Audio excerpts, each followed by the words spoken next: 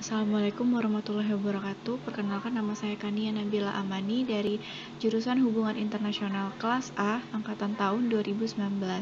Jadi saya di sini mau menjelaskan atau mereview sedikit isi dari book chapter atau esai saya dengan judul Stabilitas Ekonomi di Brunei Darussalam, yang dimana tugas ini itu sebagai tugas akhir dari mata kuliah Asia Tenggara.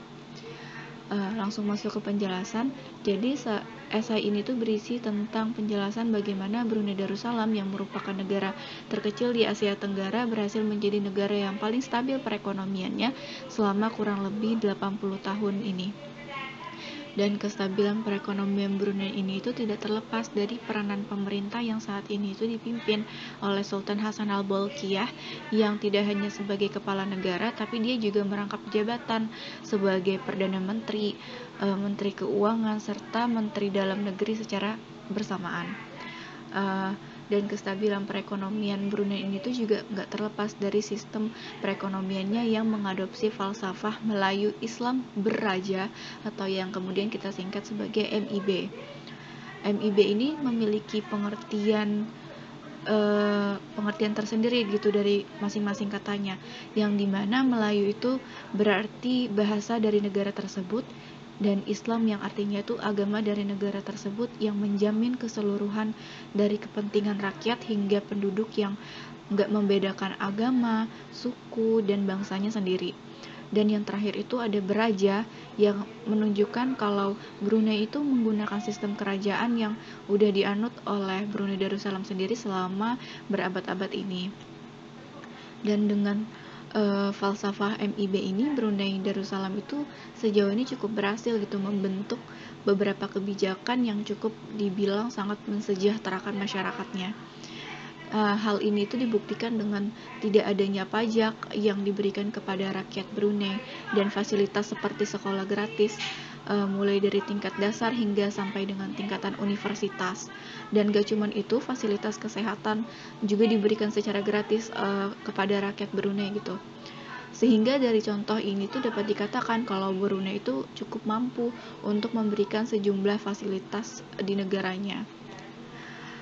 Namun, perekonomian Brunei saat ini tuh 90%-nya tuh masih bersumber dari pemasukan ekspor hasil sumber daya, yaitu minyak bumi dan gas alam, yang dimana sumber daya alam ini tuh nggak bisa diperbaharui. Sehingga kalau jika Brunei itu masih bergantung kepada hasil sumber daya alam ini, bisa jadi perekonomian Brunei ke depannya itu bakalan kolaps gitu, karena kita tahu sendiri bahwa sumber daya alam itu kan nggak bisa diperbarui gitu. Dan ditambah dengan adanya penurunan minyak dunia yang membuat Brunei itu sempat mengalami fluktuasi, sehingga dari sini tuh Brunei harus memulai keragaman ekonomi yang nggak cuma berfokus kepada sumber daya alam, tapi juga ke ekonomi yang lainnya, misalnya seperti transportasi atau pariwisata. Terus dijelaskan juga dalam esai ini kalau Brunei Darussalam itu sempat mengalami fluktuasi ekonomi atau ekonomi yang stagnan atau kondisi ekonomi yang naik turun gitu. Dan Brunei ini dengan kondisi ekonomi yang seperti ini tuh Brunei justru dekat sekali dengan Cina, mendekatkan diri dengan Cina gitu. Padahal saat ini tuh Brunei Darussalam sedang mengalami ancaman kawasan wilayahnya sendiri, karena Cina sebelumnya itu kan melakukan klaim terhadap Laut Cina Selatan, yang dimana wilayah Brunei ini pun terkena klaimnya gitu. Tapi di sini Sultan Hasanal tuh justru melakukan kerjasama ekonomi, karena saat itu perekonomiannya mengalami penurunan. Dan walaupun sempat mengalami penurunan, perekonomian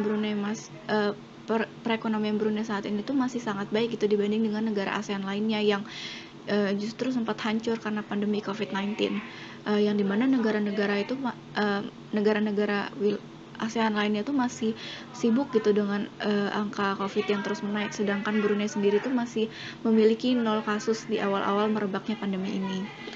Dan esai ini juga menyajikan beberapa data-data statistik mengenai ekonomi Brunei dari tahun 1975 sampai dengan 2020 yang diambil dari data World Bank. Jadi data ini cukup valid gitu. Selanjutnya kita lanjut kepada self-evaluation dari mata kuliah Asia Tenggara ini. Saya sendiri cukup banyak ya mendapatkan pengetahuan mengenai bagaimana hubungan internasional di Asia Tenggara, dari mulainya sebelum terbentuknya regional itu sendiri sampai dengan saat ini gitu. Serta beberapa studi kasus mengenai isu-isu yang terjadi di Asia Tenggara, mulai dari isu lingkungan, politik, keamanan kawasan, dan lain-lainnya. Nggak cuman itu, saya juga mendapatkan relasi baru dari beberapa sharing session yang udah dilakukan. Lalu hal yang paling menarik adalah mengenai pembahasan lingkungan oleh narasumber kita dari Kamboja, yaitu Lok Licing atau Ah Ching, sebagaimana minat saya mengenai isu lingkungan itu tadi. Sekian review dan kesan saya dalam mata kuliah Asteng ini. Wassalamualaikum warahmatullahi wabarakatuh.